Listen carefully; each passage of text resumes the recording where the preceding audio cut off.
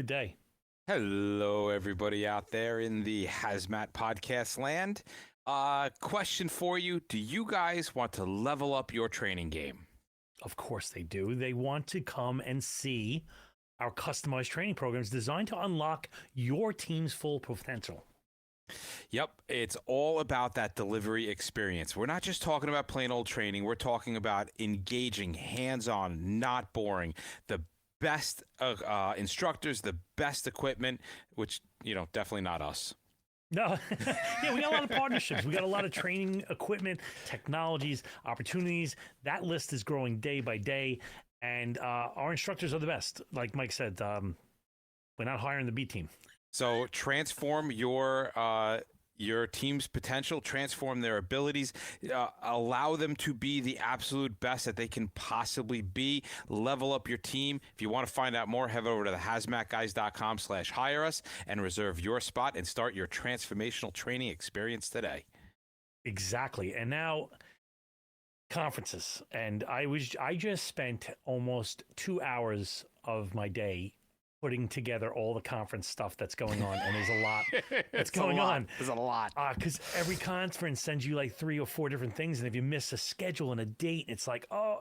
And they're a pain in the ass. I'm gonna just put it out like they do pretty well. They do pretty well, but they are a pain in the ass. They are a pain in the ass. Some are better than others. There's some send you too much email, some send you nothing, some send. But the ones that we're going to specifically as for this date of recording, which is Valentine's Day, is we're recording on. Happy Valentine's Day, Bob.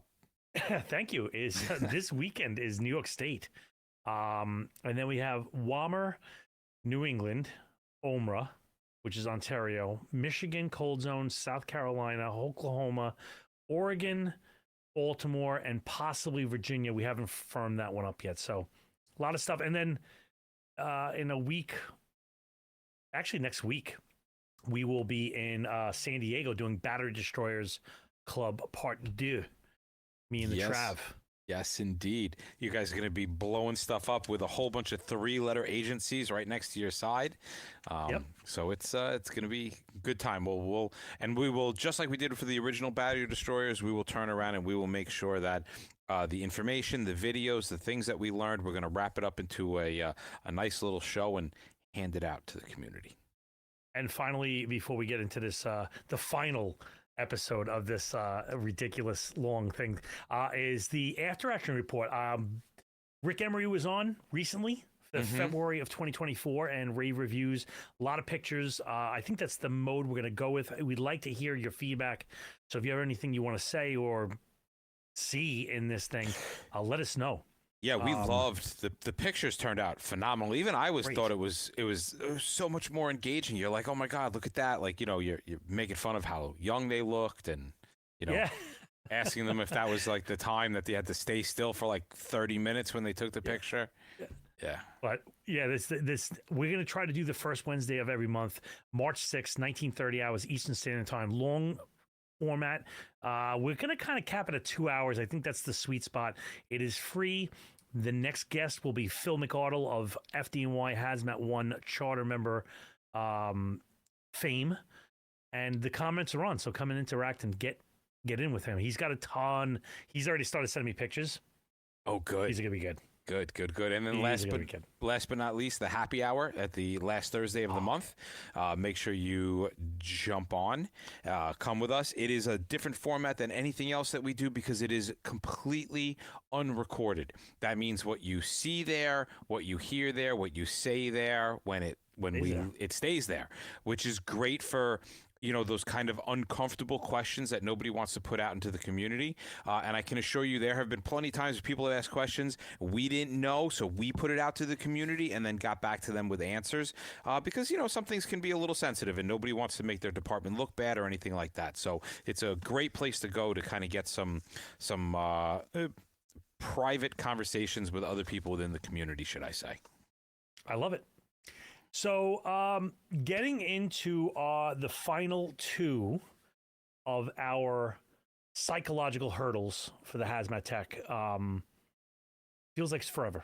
It's actually over a month It has a recording. But these are really great. I really hope that the people who listen to the show are actually listening to these, because they will make such a difference in how your team operates, whether you're a busy team or a slow team, even in your own personal life. If you can start to identify these biases, they don't just affect the hazmat community. They can literally affect every aspect of your life, whether it's, business, the firehouse, home life, making decisions, just in general. These are the roadblocks that get in our way.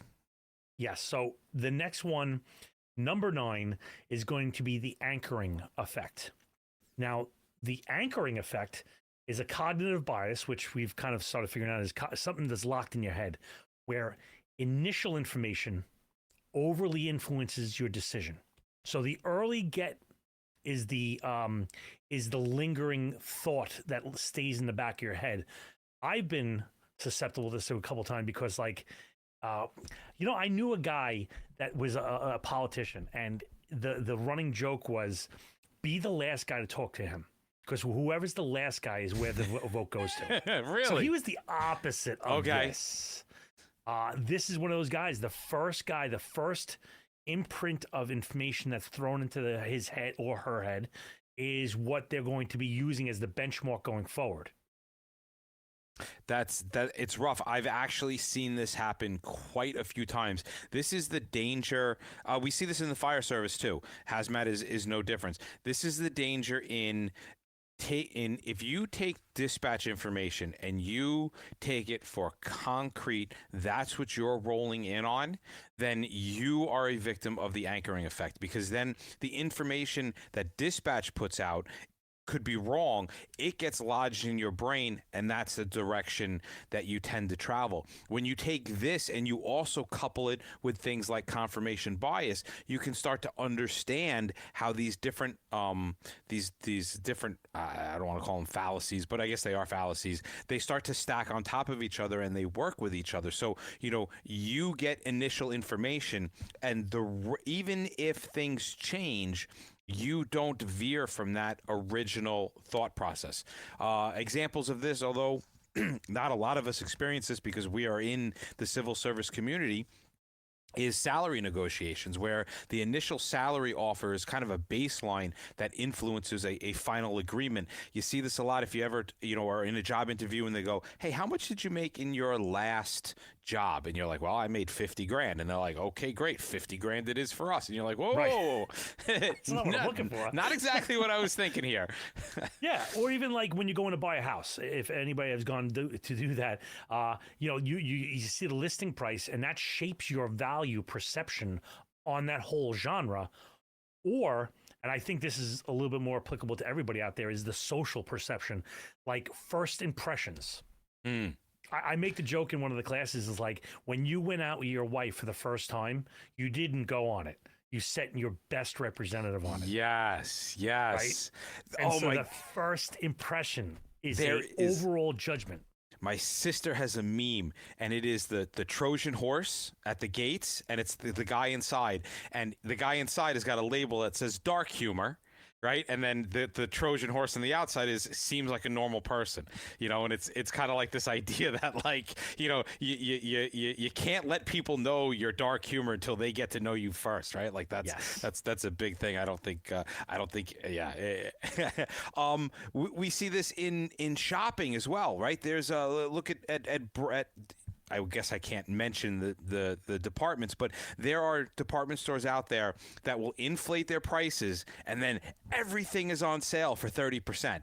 And you get to the register and you check out, and they're like, just to let you know, you saved over $300. And you're like, bullshit, I saved $300. You jacked it up $300 and then gave me $300 off. So I walk out here feeling like I saved money. Yes. So, yeah. So to counteract this thing, as in typical fashion in the last couple episodes, is how do you get around this? And you've heard this on basically every single one, so we're not going to hit this into the wall, is awareness. The fact that you're listening to this, the fact that you're even going, yeah, I know you're talking about it. And that first impression one's kind of like, everybody's dealt with this. Educating yourself about that anchoring effect will promote the recognition of it. And I don't know. I won't say that it should be muted. It should just be part of the landscape where you can recognize there's a tree out there. Right. Cool. I got it. Yeah. But wait a second. I'm on the water. There can't be a tree out there. Maybe you're not on the water. Right. Good move. Which comes from diversifying the information that you're gathering. Come from different points of views, different thought processes. You know, we often say in that hazmat huddle, hear everybody's perspective. Hear the plumber, hear the chemist, hear the electrician, hear the guy that's great with tools, hear the guy that's great with gathering information. They all are going to have a different point of view in how something can both operate, how something can get done, and also when you're turning around and you're predicting behavior, it's good to get these different experiences, and it helps to counteract that idea of, okay, I have this thought process, I'm going to move forward this way no matter what.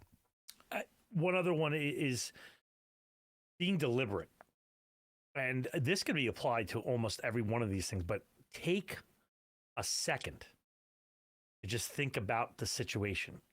You know, instead of, I know we're all in that, like that alpha, quick, let's make a decision, even if it's wrong, and we'll just connect and all that stuff like that.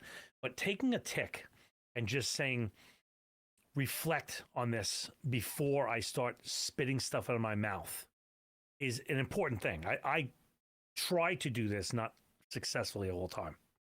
Yeah, and that sometimes comes down to ego, right? We have to allow ourselves to know that we were wrong at first. And I think that's where a lot of the anchoring stuff comes from, right? Is that, and a lot of these biases come from, well, I don't want to be wrong. I'm going to look weak if I'm wrong. I'm going to look incorrect if I'm wrong. How are people going to perceive me when I'm wrong? So if you can kind of set your ego aside or anchor it down so that it can accept independent analysis and research and other things, and be okay with the fact that a thought process is a constantly evolving situation. And when you get new information, it's okay to realize, I was incorrect in my initial assessment.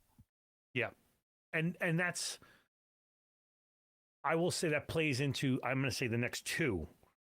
One thing that specifically you said is current data, is question the basis and implication of that first received information, right? So I get the first, whether it be the initial ticket dispatcher type enunciation or my first impression on scene, question the basis. Am I getting the right information? Is it right? Am I seeing things wrong? Do I have to take off my sunglasses at night? Yeah. Am I seeing everything clearly? Like, yeah. This next one, the idea of promoting group debate, we do this in the podcast company quite a bit. Somebody will have a great idea, and we'll turn around and go, okay, Bob, I'm gonna play devil's advocate for a minute, and then I purposefully take the other side and I try to attack the thought process and the idea to see if it's a sound idea. And sometimes our ideas hold steady, and sometimes they fall apart and it develops a whole new idea and a new game plan. But that can't happen unless the ability to debate is promoted at every level of your organization. Right, and that's the counter anchoring tactic, which is kind of like, just guys, we say this almost on all the shows, is like, you should be prepared. If you feel like you're good, be prepared to have Swiss cheese skin. Yeah, absolutely. Like, you're gonna like, when you should whistle when you walk through a windstorm. Yep. Like, and you should be okay having holes poked in everything that you do, because you should be, and if your argument falls apart, then that's a win too, because then you're no longer on the wrong track. Like, guys, all of these things, when you find out that you were wrong and you find out that you had fallen into these fallacies, it's only a win-win. It's a win-win in every absolute situation. And then finally, consult experts, consult other people even outside of the field. When you're on, take do your own research with what people say, because I can tell you, even though I just said do the experts, there have been a number of times that SMEs, quote unquote, I'll do little like finger quotes, they come on scene and they're the expert and they know everything, and right off the bat they start spewing the wrong stuff, and you're like, okay, there's no way I'm taking anything this guy says seriously, because he doesn't even know, for example, what battery chemistry we're dealing with. I'm thinking of a specific situation in my head. So, yes, listen to them, but please, for God's sakes, don't just think anybody that walks on scene that says they're an expert actually knows what they're talking about, which... if you do, and you go down their path blindly, you are then falling into the anchoring fallacy, in which we're talking about, to try to get you to not do it. Yep. All right. Take us to the next one, the final hurdle. All right, the last one, number 10, the false consensus effect. Now, this can come into play hugely with hazmat, because we talk about the hazmat huddle. All right. So it's a cognitive bias where people overestimate how much other people share their beliefs and opinions. Right. It's basically putting a tremendous amount of weight on the fact that people say things, because you're like, well, if it wasn't true, then they wouldn't be saying it. Yep. So, the idea of the hazmat huddle can go, and it can help balance out other cognitive biases. But if you're not careful and you're not very particular as far as how you accept that information, how you process that information, how you challenge the information, you can come into this idea where, oh, everybody said this, maybe it's true. Right. And I'll give you we have 4 different examples of like kind of where you might see this. And this first one is like a mic drop one. Social media. Oh. Social media is like, oh, everybody believes my person, especially with politics and stuff like that. The echo chambers of people smelling their own farts is insane. And then telling each other that the farts smell great. It's like, oh my God, this is phenomenal. That's right. Yeah. I think there was a comedian who was like, the greatest danger to the internet is that you can have a stupid idea. And in the past, you couldn't find any other idiot in the world, just by going to the supermarket, going to work, who believed what you believed. And now all of a sudden, you've got a whole form of other idiots just like you who believe the same thing. You're like, everybody thinks like this. No. And this spills into the workplace. Like Mike was saying, like if you have a hazmat huddle and you throw out an idea, and people out of politeness, out of courtesy, give you that subtle, yeah, that's the ticket, kid. Keep it going. You're like, oh, yeah, I'm on the right track here. Yeah, we see these in little things that drive me absolutely nuts as an instructor and a teacher. For example, when you have a PowerPoint presentation that starts, and the PowerPoint presentation starts with the enabling objectives. What you're going to learn in this course. This has been like some kind of stupid ass standard. I think the military started it. I'm not quite sure. But this has been like the accepted practice to start and engage in a class. And it is absolutely awful. But yet if you don't do it, everybody's all up in arms. They're like... It's kind of like let me take the air out of these tires before we go for this ride. Right. I want a nice bumpy ride. Like, let's put... You know what? I want everyone to stay awake. So here's some muscle relaxers just to kind of get you going. Yeah, you can absolutely just this. All right, another way that this lands into the firehouse, right? That concept of, hey, how come we use this tool? Well, we've always used this tool. Mm-hmm. It's right along that same principle. Yeah, and even fashion. Like people think, oh, this nose ring with the and my eye, like my green hair, and this looks great. This back tattoo looks amazing, and then you're like, no, it doesn't. So be careful of the false consensus. Your biggest fan crowd is in your head. All right, we are not going to see too many differences between this and the other ways that we approach the the walls or the mitigation techniques for trying to push back against this.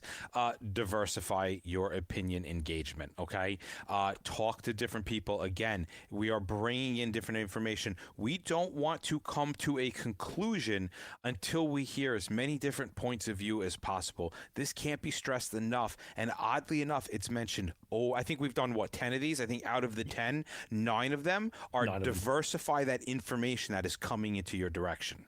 This is an interesting one. And it's maybe it's said a little differently, is use surveys and polling, meaning like, your data collection tools for a broader understanding of public opinion. Ask for feedback, get the head nods or the shakes or whatever it might be. We did this with training. Yeah. Right? We walked in and we were like, okay, we're going to start making courses that everybody wants. And then we sat and we go, well, how do we know everybody wants them? Like, we're just assuming that that's what people want. So we literally put out a survey to be like, hey guys, what do you want to be trained on? And there was some surprising results that we were like, didn't think people were going to go in that direction. So yeah, that whole concept of survey is really, really important. Being self-reflective, right? Regularly assessing your own personal assumptions and your own beliefs, whether it's in your personal life or even in your hazmat life. If you can remember that you know that you don't know something, this becomes a lot easier to open up and go, my assumptions could be wrong. Hazmat, I do this in every freaking class. I turn around and I go, what is the chemical and physical property of chlorine? And somebody raises their hand, and one person will go solid, another person goes liquid, and another person goes a gas. And I go, that doesn't make sense. You can't have, like, you need to prove, you guys need to figure out which one is which. And they start arguing back and forth, and and I like, okay, well, why do you say that? Well, because the stuff I get from my pool is in a solid form. And I go, okay, great. And then boom, right there, I'd say you just brought in a personal assumption into hazmat. Stop bringing in assumptions and start actually finding the evidence before you draw a conclusion. Sorry, I like rant. that. That was good. It's my little angry rant. And another one, we've said this before, is open mindfulness of promotion. Like, be in an environment that values diverse perspectives. And I think this is a setup from the bottom up and a top down. You have to get that that workplace where it fosters positive promotion of this. Yeah. And in that promotion, right, that inclusivity discussion, you have to be open. You have to allow everybody to converse. You have to have information in that huddle that is data driven in its decision making. And you all have to be extremely active listeners. And active listening means that you are not just hearing what they're saying, you're understanding what they're saying, and in kind of like the new world of active listening, you do want to repeat back what you think you heard. That is a critical part of active listening. If Bob comes up and he's like, yeah, I think this is going to do this, and I repeat back and I paraphrase what I think he said to me, he's going to know that I'm on the same page with him, and I'm going to know we're both on the same page. So that's super important as well. I like it. And then diversify, we've said this before, is that make your personal experience with different cultures and communities. That expands your whole ability in order to see and promote on this thing. And then get your feedback solicitation. Look for critiques. Yeah. Don't wait for them to be inbound. Like, there's very few guys out there that would be like, hey, kid, come here. Let me tell you why you screwed up. Right. You seriously should be going, all right, Mike, how was that? Is that no? Is that a good? Like, be outbound on that. Yeah, we still get phone calls from guys in the company who call up and they go, this is what I did. This is what happened. Could I have done better? And I love those phone calls. It's so nice to know that people are not just going, no, what I did was perfect. Go screw yourself.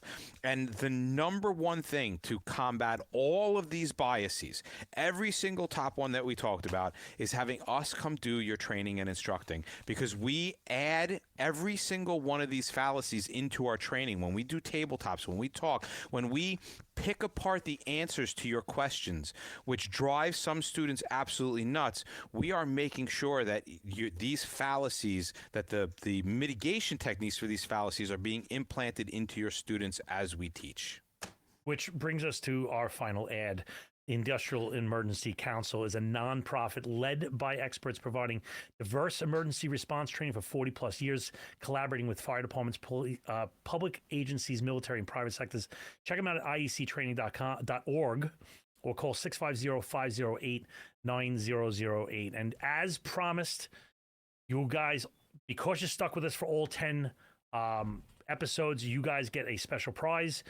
Use the promo code